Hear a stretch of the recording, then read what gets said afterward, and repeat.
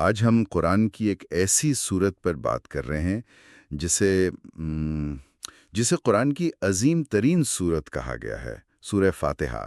ہمارے پاس چند بہت مستند احادیث ہیں جو اس کی فضیلت اور آپ کہیں اہمیت کے مختلف پہلوؤں کو روشن کرتی ہیں۔ تو آئیے دیکھتے ہیں کہ یہ روایات ہمیں اس صورت کے بارے میں کیا خاص بصیرت دیتی ہیں۔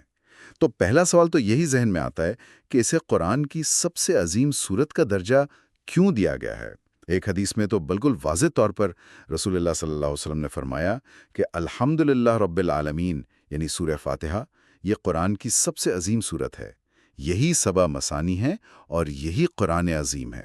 بالکل، اور یہ نام ہی آپ دیکھیں یہ خود ہی اس کی گہرائی کی طرف اشارہ کر رہے ہیں۔ سبع مثانی مطلب صرف یہ نہیں کہ یہ 7 آیات ہیں، بلکہ یہ کہ یہ بار بار دہرائی جاتی ہیں ہر نماز کی ہر رکعت میں۔ یہ چیز ان کی مرکزیت کو ظاہر کرتی ہے۔ اچھا۔ اور پھر قرآن عظیم کا لقب ملنا، یہ تو جیسے یہ بتا رہا ہے کہ گویا یہ مختصر سی صورت اپنے اندر پورے قرآن کے جو بنیادی مضامین ہیں، جو روح ہے، اس کو سمیٹے ہوئے ہے، ایک مکمل خلاصہ سمجھ لیں۔ یعنی یہ قرآن کا جوہر ہے، اس کا نچوڑ۔ اچھا، اور نماز میں اس کی حیثیت کیا ہے؟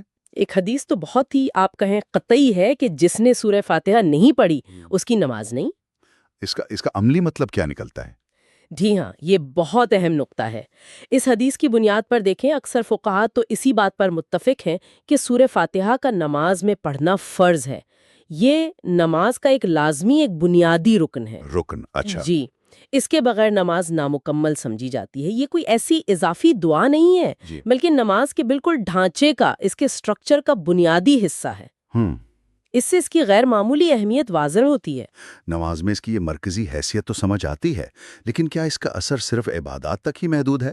احادیث میں تو ایک اور کافی حیران کن پہلو سامنے آتا ہے، اس کا شفا بخش ہونا۔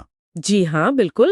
حضرت ابو سعید خدری رضی اللہ عنہ سے مروی ایک بڑا مشہور واقعہ ہے نا، کہ سفر کے دوران ایک قبیلے کے سردار کو بچھو نے کاٹ لیا تھا اور انہوں نے کافی علاج وغیرہ کیا پر کوئی افاقہ نہیں ہوا۔ تو ایک صحابی نے اس پر سورہ فاتحہ پڑھ کر دم کیا اور وہ شخص اللہ کے حکم سے بالکل ٹھیک ہو گیا، معجزانہ طور پر۔ اچھا۔ جی، جب نبی اکرم صلی اللہ علیہ وسلم کو اس واقعے کی خبر ملی تو آپ نے اس کی تصدیق فرمائی اور ان صحابی سے پوچھا بھی کہ تمہیں کیسے معلوم ہوا کہ یہ دم ہے، یعنی رقیہ ہے۔ یہ تو بہت دلچسپ ہے۔ مطلب یہ کہ اس کے الفاظ میں صرف روحانی رہنمائی ہی نہیں بلکہ جسمانی شفا کی تاثیر بھی رکھی گئی ہے۔ بالکل، یہ واقعی یہی بتاتا ہے کہ سورہ فاتحہ کے جو کلمات ہیں ان میں اللہ تعالیٰ نے ایک خاص برکت اور شفا رکھی ہے۔ اور نبی اکرم صلی اللہ علیہ وسلم کا وہ سوال پوچھنا شاید اس طرف بھی اشارہ کرتا ہے کہ صحابہ کرام نے وحی کے بغیر بھی اپنے ایمان اور تجربے کی بنیاد پر اس کی اس طاقت کو محسوس کر لیا تھا۔ صحیح۔ اور شاید جو سب سے گہری، سب سے ذاتی جہت ہے اس صورت کی، وہ اللہ اور بندے کے درمیان ایک براہ راست مکالمے کی کیفیت ہے۔ ایک حدیث قدسی میں تو اللہ تعالیٰ خود یہ تعلق بیان فرما رہا ہے۔ جی، وہ حدیث قدسی جو کہ اللہ تعالیٰ کا براہ راست کلام ہے، جسے نبی اکرم صلی اللہ علیہ وآلہ وسلم نے ہم تک پہنچایا، وہ تو اس تعلق کی نوعیت کو بالکل کھول کر بیان کرتی ہے۔ اللہ تعالیٰ فرماتا ہے کہ میں نے نماز کو، یعنی سورہ فاتحہ کو، اپنے اور اپنے بندے کے درمیان آدھا آدھا تقسیم کر دیا ہے۔ آدھا آدھا؟ جی، جب بندہ کہتا ہے الحمدللہ رب العالمین تو اللہ جواب دیتا ہے میرے بندے نے میری حمد بیان کی۔ جب بندہ کہتا ہے الرحمن الرحیم، اللہ فرماتا ہے میرے بندے نے میری ثنا بیان کی۔ اور جب بندہ کہتا ہے ایاک نعبد و ایاک نستعین تو اللہ فرماتا ہے یہ میرے اور میرے بندے کے درمیان ہے اور میرے بندے کے لیے وہ ہے جو اس نے مانگا۔ یہ تصور ہی ناقابل یقین ہے کہ ہر نماز میں ہر بار جب ہم سورہ فاتحہ پڑھتے ہیں تو بندہ صرف الفاظ دہرا نہیں رہا ہوتا، بلکہ وہ اللہ کے ساتھ ایک حقیقی، ایک دو طرفہ مکالمہ کر رہا ہوتا ہے، اور ہر آیت پر ایک الہی جواب آ رہا ہوتا ہے۔ یقیناً یقیناً، یہ اس صورت کو محض تلاوت سے کہیں آگے لے جاتا ہے۔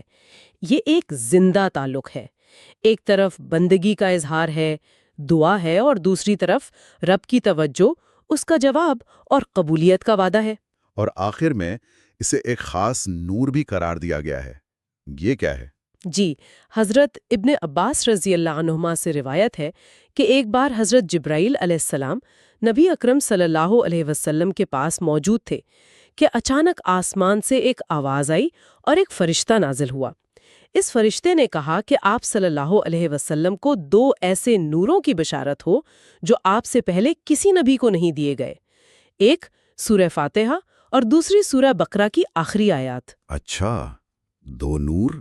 جی، 2 نور، اور خوشخبری یہ دی کہ ان میں سے جو حرف بھی پڑھا جائے گا، یعنی جس چیز کا سوال کیا جائے گا وہ چیز عطا کی جائے گی۔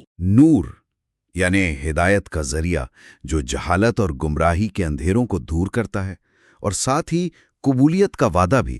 بالکل، یہ اس کی ایک منفرد حیثیت کو اور امت محمدیہ کے لیے اللہ تعالیٰ کا یہ ایک خاص انعام ہونے کو ثابت کرتا ہے۔ تو اگر ہم ان تمام روایات کو ایک طرح سے سمیٹیں تو سورہ فاتحہ کی جو تصویر بنتی ہے وہ یہ ہے کہ یہ قرآن کی عظیم ترین سورت ہے، نماز کا لازمی ستون ہے، جسمانی اور روحانی دونوں طرح کے امراض کے لیے شفا ہے، اللہ سے براہ راست گفتگو اور مناجات کا ذریعہ ہے، اور ایک ایسا بے مثال نور ہے جو ہدایت بھی دیتا ہے اور قبولیت کی ضمانت بھی۔